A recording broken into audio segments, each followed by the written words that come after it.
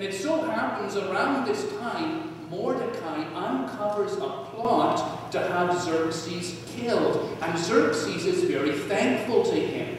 And things aren't too bad for Mordecai and Esther in the court of Xerxes, until Xerxes appoints a new prime minister.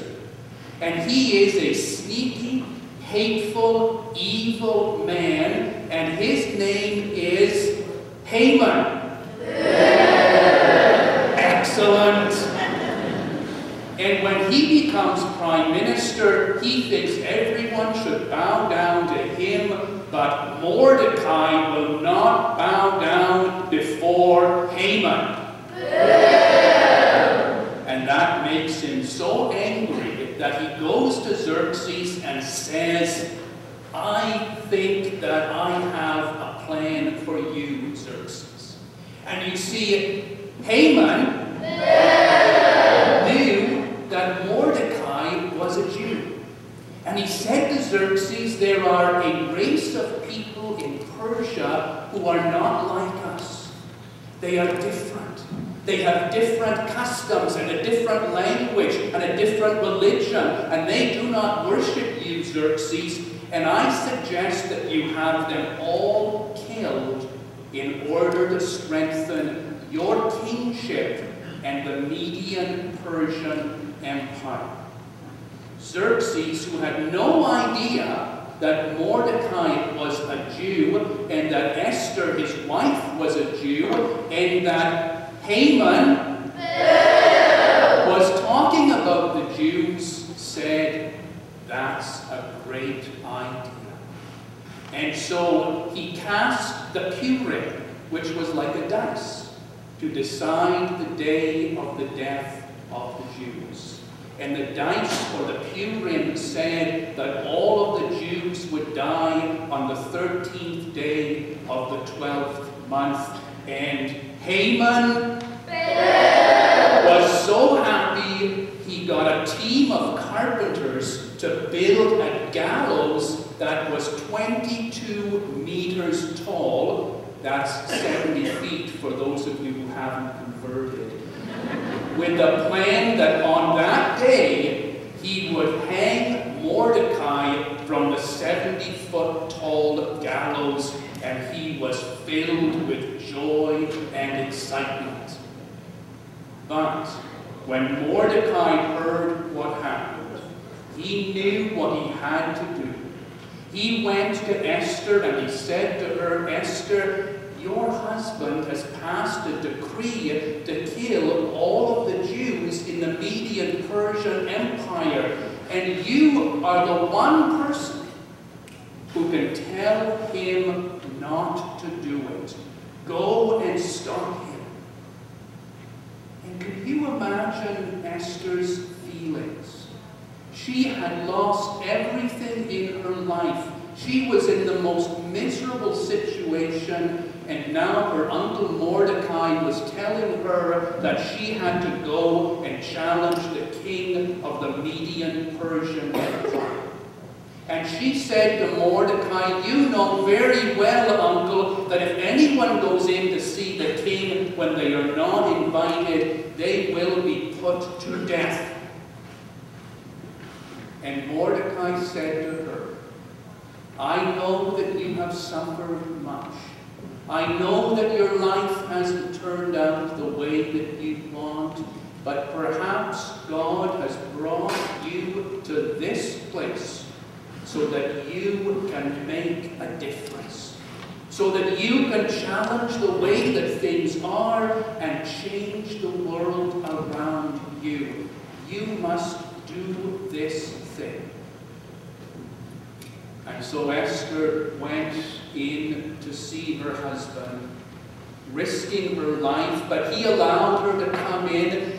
She was a little afraid to come right out and challenge him, so she said, Xerxes, I want you to come and have dinner with me tomorrow and bring Haman. I want to speak with both of you. And when the two of them came to have dinner with Esther, she fed them dinner, but she he didn't have the courage to make the request that Xerxes change the law. So they went away.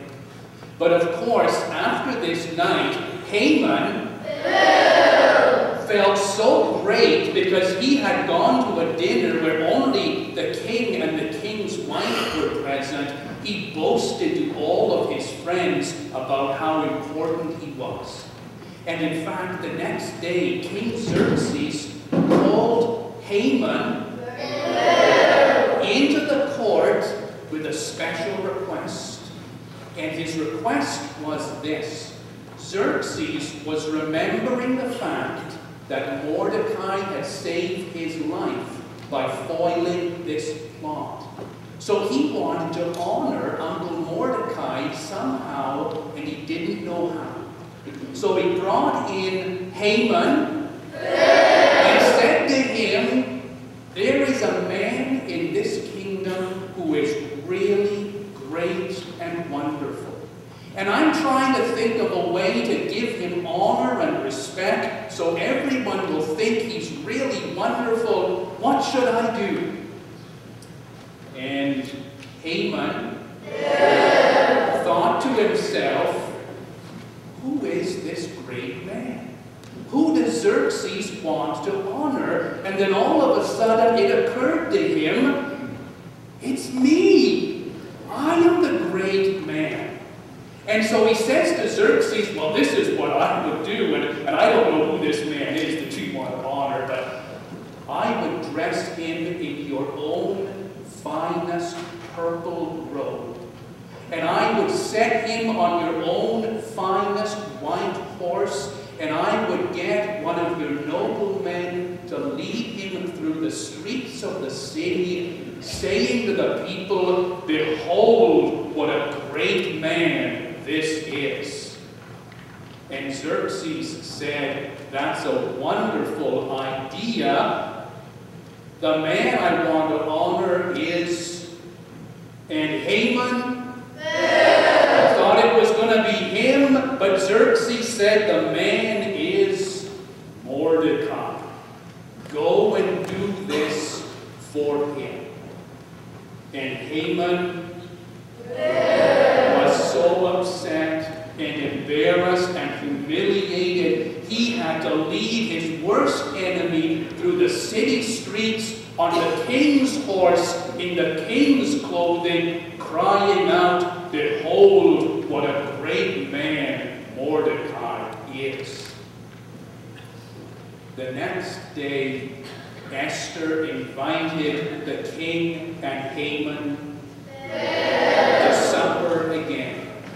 And that time she was courageous, and she said to Xerxes, Xerxes, husband, someone has made a plot in your nation to kill me and Mordecai and all of our people and wipe us out forever.